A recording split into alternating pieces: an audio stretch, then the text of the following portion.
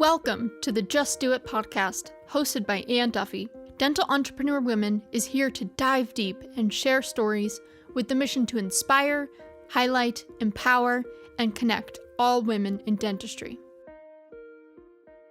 Hi, everybody. It's Anne Duffy, and I am welcoming you to the Just Do It podcast. I have a very, very special guest today, a great friend. We go way back.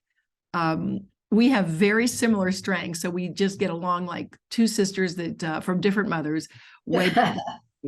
And she is here to tell us a little bit about her latest adventure. Before we get started, let me tell you about my guest today, Miss Jamie Marboe. She has 35 years experience in the dental arena, and she is there to work for you at your next meeting. Jamie brings the clear systems and protocols for transforming the hygiene department into a thriving part of the business that serves both patients and practice through high quality service and profitability. Audience benefit from Jamie's passion for teaching and her wide range of clinical, academic, and in the trenches experience. Dental teams benefit from her personalized coaching solutions, which help them become complete, high-performing teams using hygiene as a practice backbone and their practice management software as the tool to improve efficiency while decreasing headaches. Jamie's comprehensive background and experience, coupled with her enthusiasm and passion for dentistry, make her an excellent choice for organizations looking to boost morale and increase practice productivity and patient care. You are amazing, Jamie Marboe. Welcome to the Just Do It podcast. Oh, thank you, Anne. I am so honored to be here, and I'm so excited. And yes, you're my sister from another mister Love it. and another mother, but I just love you. And so thank you for having me on.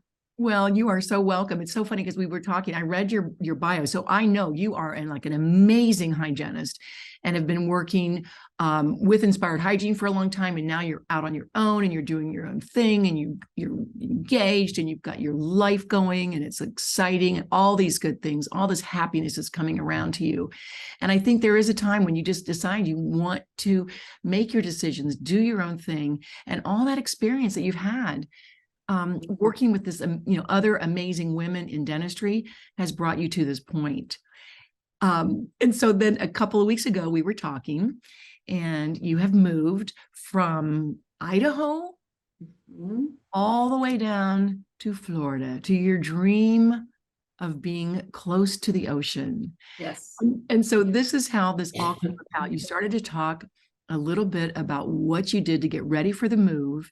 And I thought that's a great podcast because we all need to learn from a master, somebody that's done it before. And so what do you want to call this podcast title?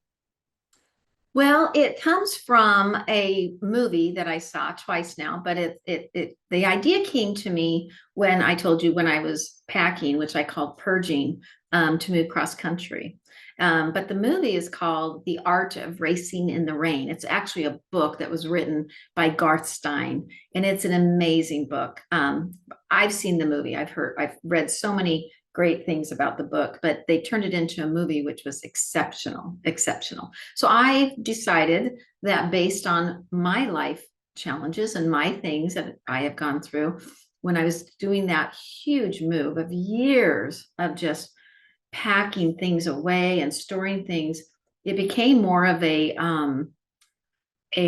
thought of that. How do we purge better? How do we purge? In this movie, I happened to see it right around the same time for the second time. And the first time I saw it, I thought it was this great story about a dog, the perspective of his owner's life through the thoughts of the dog, the pet. And so, you laugh, it's a tearjerker for sure. I highly recommend you see it.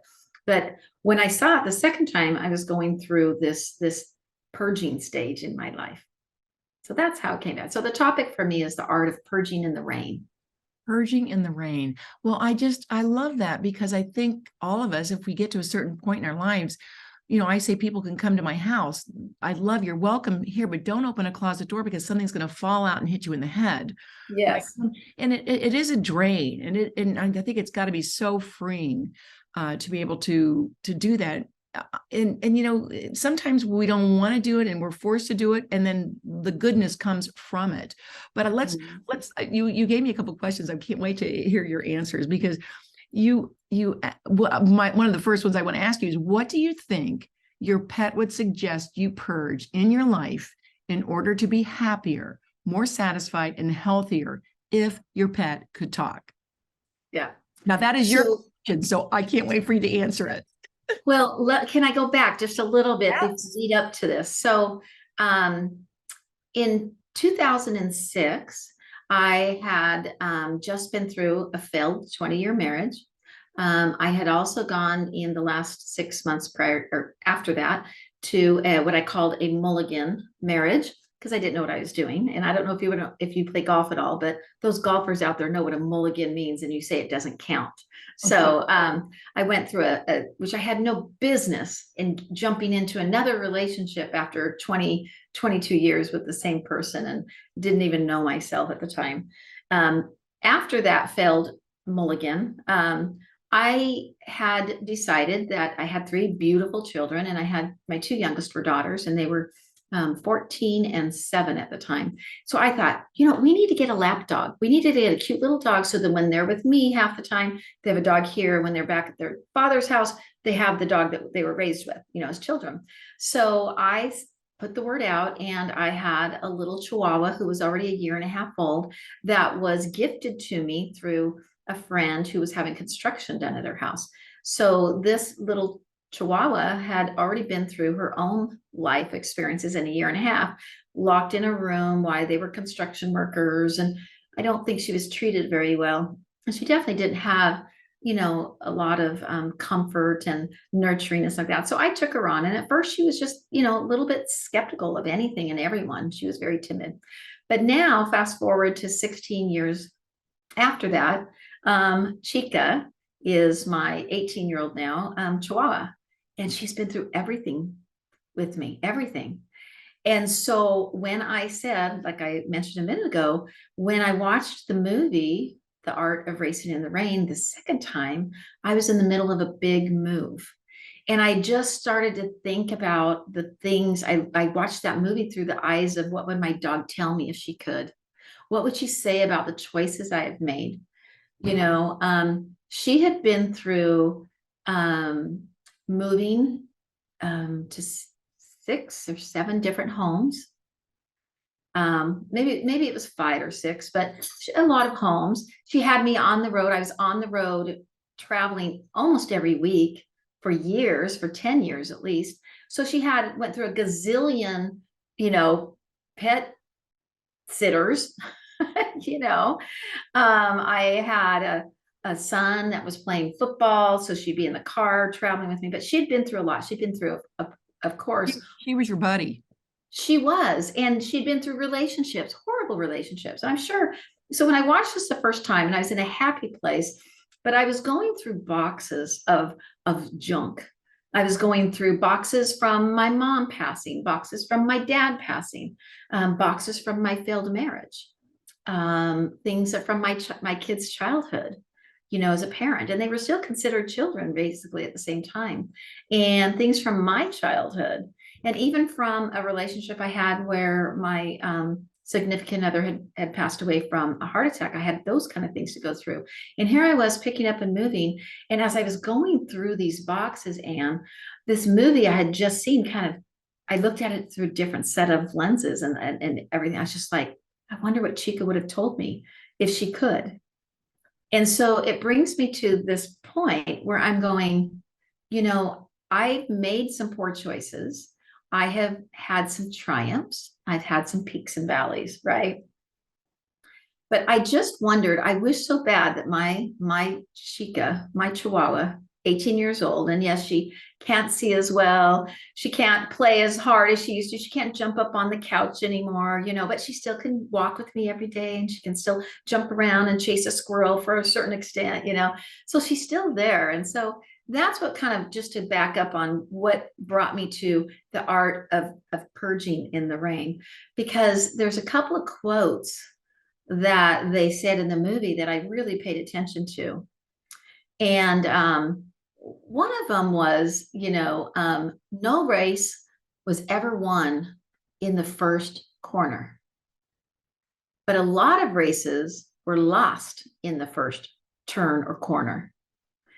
And so I've kind of thinking about that. So it's kind of the question I sent you and the thoughts on this is, what corners have we told ourselves that we lost? It was the first corner, but our first try. And so I would say, kind of to revamp that, what would my dog say to me about a first corner where I actually felt like I lost instantly, right? And I could say my marriage. I could say my first try as being a consultant before I went to go work with Inspired Hygiene. I could say, raising my children after the divorce. But then when I look at the end result with the flag, the finish line, which we know it's never over, there's another race to be had. I can honestly tell you that it's more like, you know what? Yeah, I had a first marriage that didn't work. I gave it everything I could. I made mistakes. He made mistakes, but you correct, and you keep your eye on the road. You keep your eye on the target and the goal. So I would say, what would my pet tell me? And I would like you guys to ask if your pet could talk to you, what he or she would say to you. And probably my pet would say, don't give up. Try the next corner. Keep your eye on the racetrack. There's another corner around the bend. Yeah. Yeah. It reminds me of the saying, life is a marathon. It's not a sprint. Yeah. And, that's a really, well, that just rings so true with you, Jamie, because you keep your eye on the prize, right? And it's okay. It doesn't really matter what brings you down as long as you get back up and that's the key. And sometimes we need a little help to do that. Luckily that you have that little chihuahua to always be by your side and inspire you to, but what did she do? Like, what did you throw away or not throw away, purge? What do you think she would say though, purging? Well, a lot of it would be my thoughts. Okay. So that's the first thing. It's that little story or that we all talk about, but a lot of it was that. And so I would pick up an item. Let's just say it was a baby book. And maybe my thoughts were that I wasn't a very good parent after the divorce. I could have done better. And then I would pick up that baby book and I'd look at those things, their childhood, their awards, their pictures with me on their triumphs and stuff. And I would get rid of that I was a good parent. I was the best parent I could under the circumstances in the rain. I love that. And that the tangible thing that I was looking at the time was a reminder of that I was a good parent and I am a good parent. Have I made mistakes? Yes. But I had to get rid of that thought. I had to get rid of that song in my head. And so the pictures that meant something to me, or the items that meant something to me, I took a picture of. The items I thought would maybe mean something to my kids, I put them in piles. And then I let them decide what they wanted to keep. And it's amazing. If I had 5 boxes, I had one child that kept almost everything, but my other 2 were like, I've got the memory, or take a picture of it and send me the picture, Mom. I don't need it. I don't need it. And you were a good mom and you are a good mom.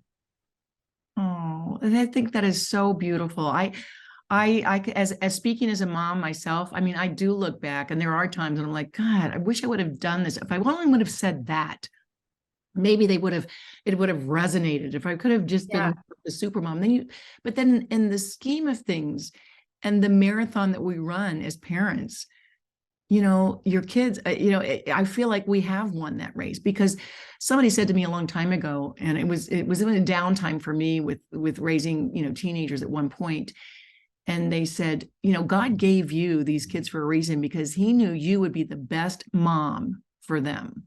Mm-hmm. And so I do think I know very few moms that just didn't do the very best they could with whatever they had. Yeah. And I think that's got to be good enough. and to purge those old thoughts that, you know, I could have done better, I should have done better. You know, no, we did our best. And I love that you kind of, it's like coming out of the ashes, right? Like, I'm okay.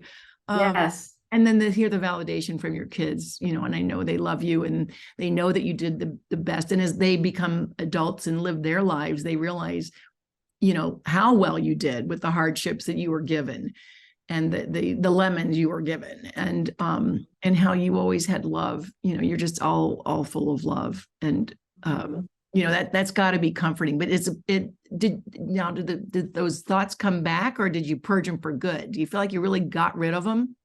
You know, it's a process, you know. I just did this in less than 6 months, you know, this big purge.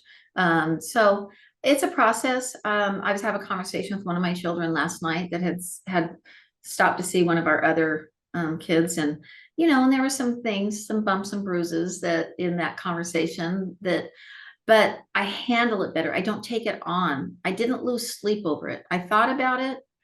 I thought, what could I have done differently, or what can I do now?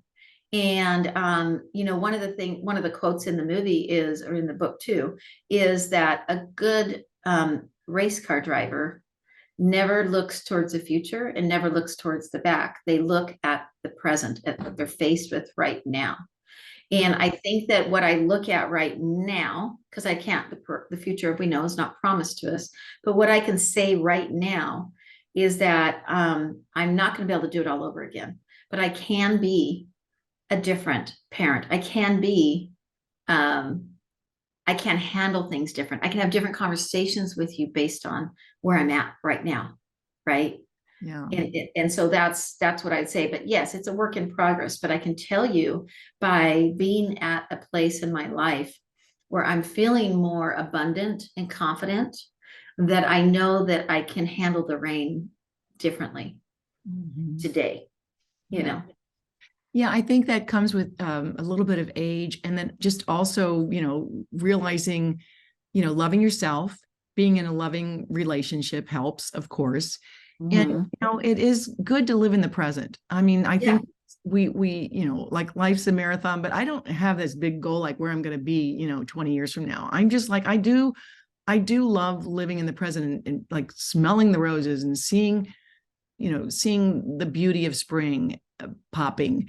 And we talked about that too. You need a little time to do that, right? You have to gift yourself the time to be able to see those little things, to be able to read. Well, you just mentioned it about, you just read the last edition of Dew.Life cover to cover, and you haven't had time to do that in the years past. So, and that's a gift. It's a gift to yourself. It is. And I just love that when you said that on Coffee Chat yesterday. It meant so much to me that you got so much out of it by reading it cover. We always say read it cover to cover, but now you have to go back in your time and, you know, get them online and read them, and you have to share some of your favorite stories, and then reach out to the authors that have written them, Jamie, because, you know, you are a big sister to a lot of young women coming into the Dew community.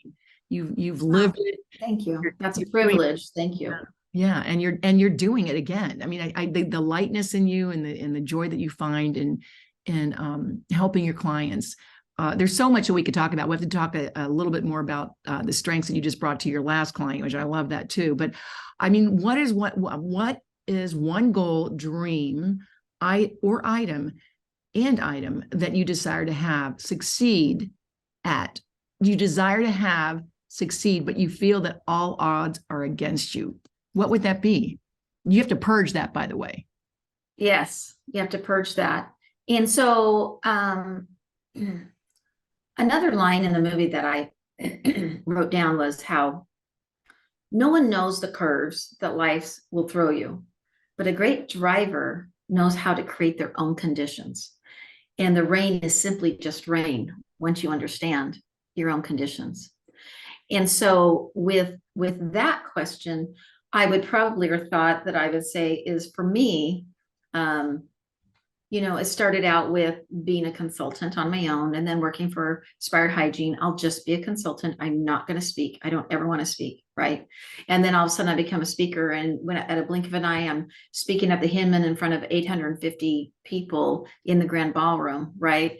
And then I'm thinking I'll never be a writer. And I had to write little things, certain little things. And now I think that I purged enough items that I have the confidence to write a book. And that's one of the things that I love about Dew and the fellowship that we have there is that, we might be 200 strong. I mean, I don't know how many we have in Dew, but let's just say we're 200 strong. But there are other women out there that will look towards us because we're getting the strength from within. And then we can bring, like you just said, that I might be a sister to some of the newer Dews. But I think that my goal to write a book is not now is a attainable goal where I would say, I got maybe, I'm just not a writer, but it's really, truly a tangible goal. And so through purging a lot of my things, and I had to go through a lot of my work stuff.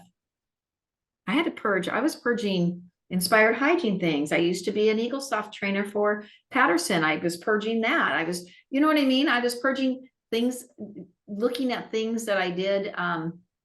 When I say purge, and the definition of purge is getting rid of things, becoming healthy and getting rid of, let me see, I wrote it down. The act of getting rid of something unwanted, harmful, or evil. Dejunking involves a gradual purging of all the stuff you don't need. And then another definition is to make clean. So I had kept all these things and they weren't serving me. And when I was going through them, just going back to the writing thing, I thought, man, I have learned a lot. I have a lot of knowledge. I have a lot of things through mistakes and through trainings and through, different clients and what they went through and, all this stuff. And I thought, I really can write a book. I really can. And I pitched to you one of my topics, and I pitched it to a good friend named Noelle. And I pitched it to our good friend, a lot of people anyways. So and they're all like, of course you can do this. Of course you can do this. So I would just say, if you have a goal, if you have something that you think you can do, purge the things that are telling you in your mind and in your space that you can't do it. Create that space where you can. And for me, my space is in my new home in Florida. I created I never had a space. And now I created this office, and it's my space. Dave, I told him, I said, when we get a bigger house and we have a 4th bedroom, you get to have your man cave. But right now I need my office and my space. So, so I think that that's probably the other part of what you just asked.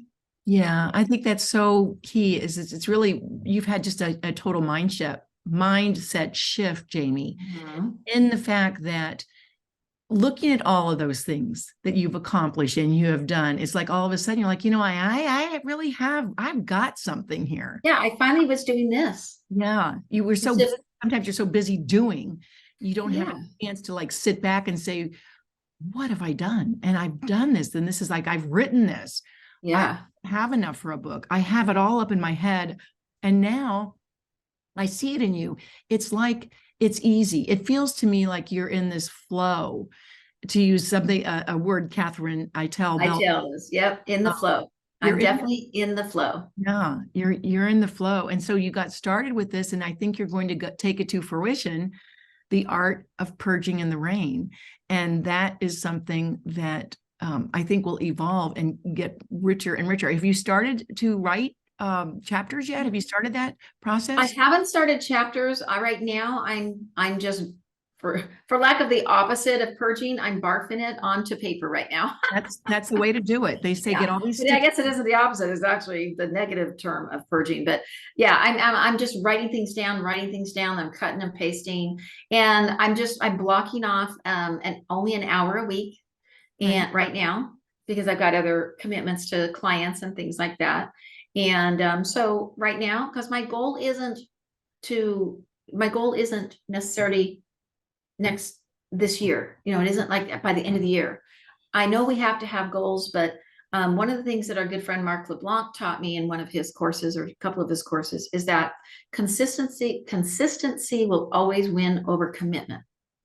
So if I commit to writing a book by the end of 2023, but if I'm not consistent in my practices of getting there, I won't get there. So my consistency right now is to take 1 hour every single week and write something down about, and what I want my book to be about is not, I'm hoping that it can reach people who have had, tough times, who have had valleys that they didn't know that they could get out of. And I'm hoping that you can take it on from a personal level, and also it can be related to your professional level, whether it's dentistry or race car driving. I don't care. But when I was doing this Strength Finders, a very interesting thing happened with the doctor. And when we were going through her top 5 strengths, and she was talking about something, each one of them, I gave him a chance to talk about. What do you think about the balcony? What do you think of the basements like that?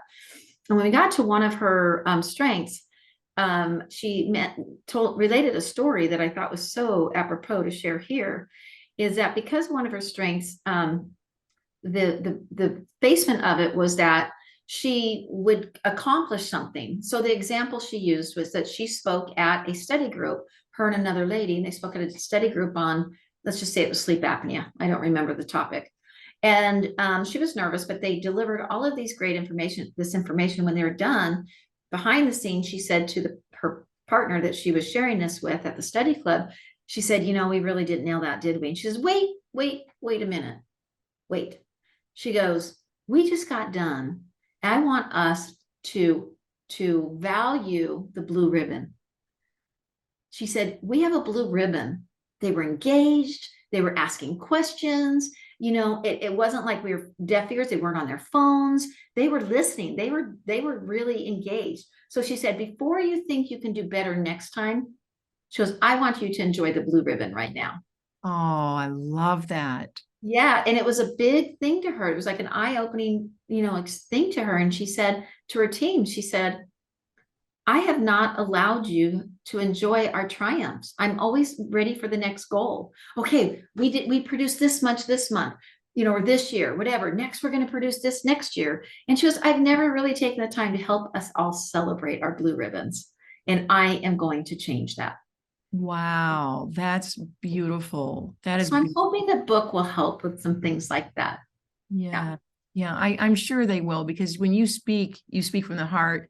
And you're not afraid. I mean, you spoke at our retreat and it was just so poignant, and I think touched so many lives on strengths. And then now, you're bringing strengths to the dental office. And so for those of you that aren't familiar with Strength Finders, that was a goal for DEW, is to bring strength finders and knowing yourself, what you're really, it's a validation of what you're good at. And that must have been Achiever, because Achiever is one of those goals that you just can't, you achieve a goal and you got to get another goal and you got to get another goal. So to understand that balcony with the good stuff, because we need achievers in the world, and the basement of like, it's never, we're never done. We're never done. We can't celebrate the blue ribbons. Boy, that is so cool to realize at this point in her life and this point in her leadership of her practice, because it could be all over 20 years from now and she would never have noticed that.